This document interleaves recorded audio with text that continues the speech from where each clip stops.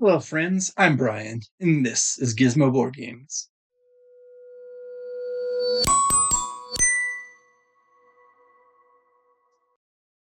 Today, I'm going to give you a review of the card game Hanabi, a game by Abacus Spiel designed by Antoine Bauza.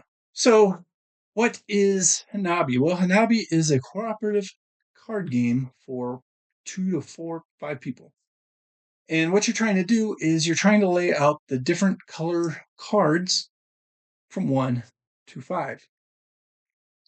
And in order to do that, you need to give each other clues about the cards they have. Because unlike the traditional card game, you don't know what you've got in your hand. You know what everybody else has in their hand.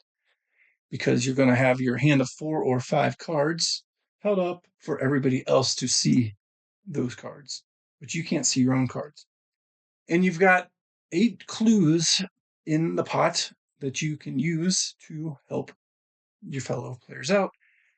So on your turn, you're either going to give a clue to somebody else and then take that clue out of the pot.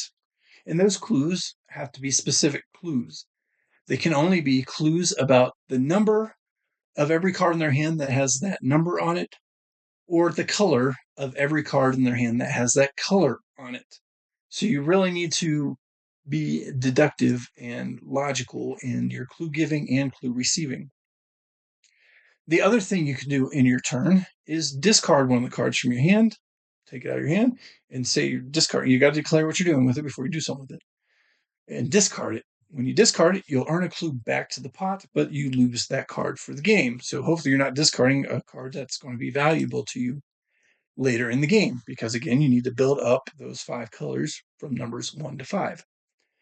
There are a limited number of each card. There are 3 1s, 2 2s, 2 3s, 2 4s, and 1 5 of each color.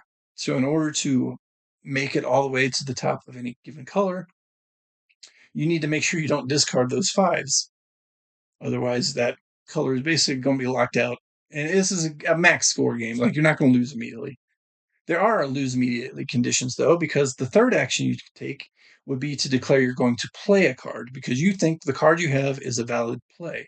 Valid play being it's a new color number 1, so you can start a new, pile of that color with the number 1, or it matches the color of a pile already there with the next number. Say if you got a blue 3 and the pile of blues is 1 and 2 already on it, and you declare you're going to play, and it happens to be a blue 3, you don't have to declare what it is. You usually know what, or think you know what you're playing, but you don't have to. You can declare play and just hope it works.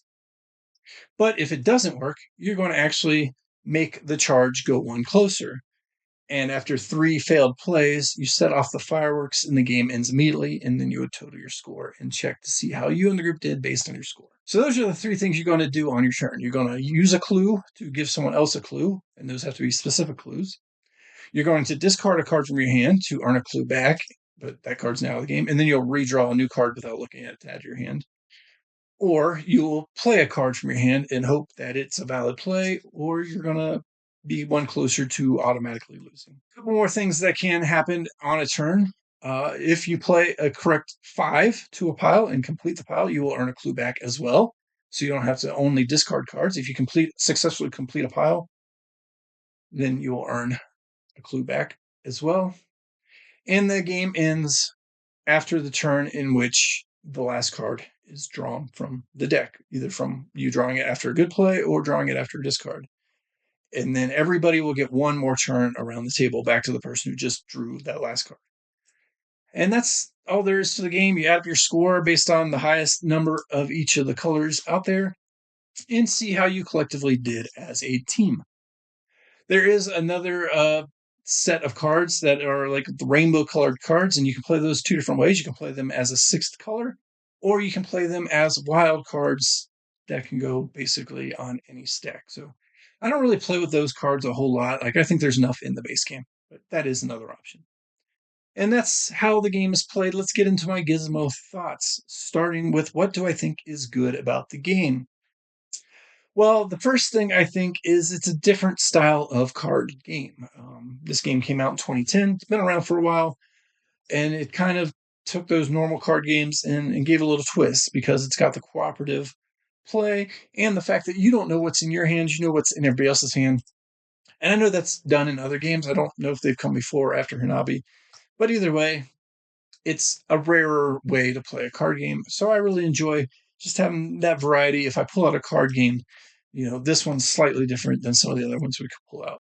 The second good thing I have written down about it is it's just easy to play. You could play this at almost any age because, again, you're doing basically one of three actions. You're either given a clue, and again, those clues are only going to be one of two things. Either those two cards are ones, or those three cards are blue into somebody's hand, and then you drop a clue. Anybody can pretty much play it, and then you're going to just discard or try to play a card successfully from your hand. It's a little bit challenging, though. It's my third good thing. It is challenging because you got to figure out the logic of what does that clue mean to me? What clues should I give that would be the best clue for the next person?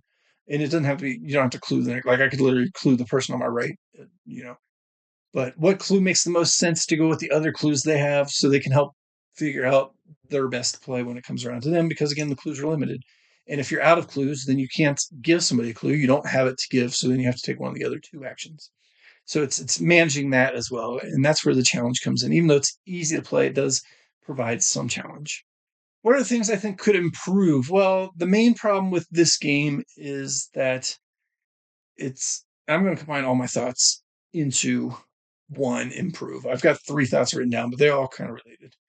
And it's not overly replayable because eventually, if you play it a few times back to back to back and you're chatting in between game, you kind of get a group talk and saying that, well, when I give you that clue, I meant you should play it because reasons, or you should discard it because reasons, or whatever. And because you're not supposed to talk during the game at all. But you can group talk out the clues and get kind of the Hanabi language. And this has happened in a couple of the groups I've played with in that, like, it just made the game easier because we knew what everybody meant when they were given certain clues. We kind of invented a group talk. So that takes a lot of replayability out. You pull it out, you play 2 or 3 games in a row, and then you've kind of made the game not as interesting, in my opinion. I do still really like the game, but that was my one gripe about it, that it just falls into group speak. And so that's my my issue, I guess, my one improve with the game. As fun as it is, it's hard to play it a bunch in a row. All right, so is it easy to play? Well, I mentioned that in a good thing. Yes, it's easy to play. You're doing one of 3 actions, and you're trying not to blow up. You're trying to score the highest you can. Plays pretty quick, pretty easy, lots of fun. Hanabi, good game. More of it. And this comes into my improves I mentioned. You can only play so much of it before you kind of need to shelve it for a while or pull it out with a different group or whatever the case is, to kind of clear the palette of that group talk. Again, there's that 6 deck I mentioned in, so you can mix it up and make 6 piles or make them as wild cards or whatever, and that adds to the replayability as well. If you can get around the kind of group talk stuff about it, I think it's got a decent amount of replayability. If you're playing with a different group, I play this every single day if I'm playing it with a different group, 2 or 3 games. Like, I like Hanabi, so don't get that wrong. It's just hard to play with the same group. And finally, what do I think about the originality of it, or what other games are kind of like this? Well, it's a card game. There's lots of card games. That's not super original. But the cooperative nature, I think this is one of the first cooperative but quick and easy playing card games out there. Could be wrong.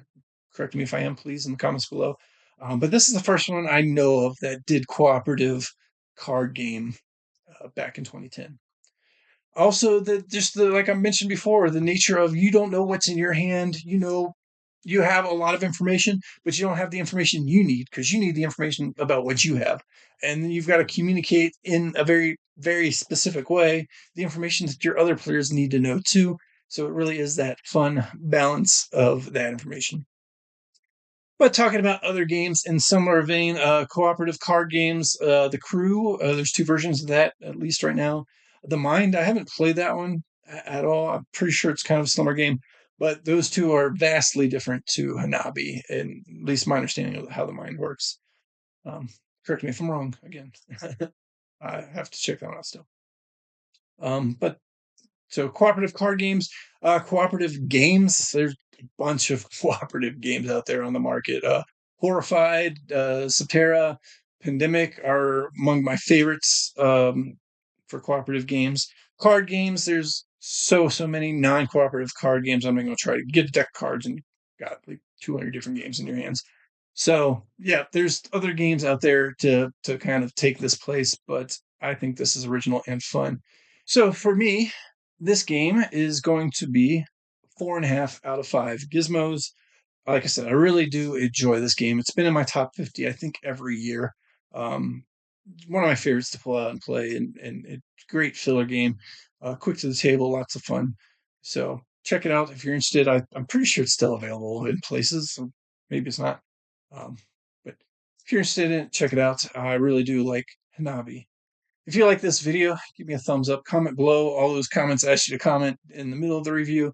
And of course, subscribe to see more videos from me. I try to put out one video every week, and there could be reviews, top tens, discussions, whatever kind of board game or board game adjacent. You can count on me to be there, maybe. I look forward to seeing you in the next one.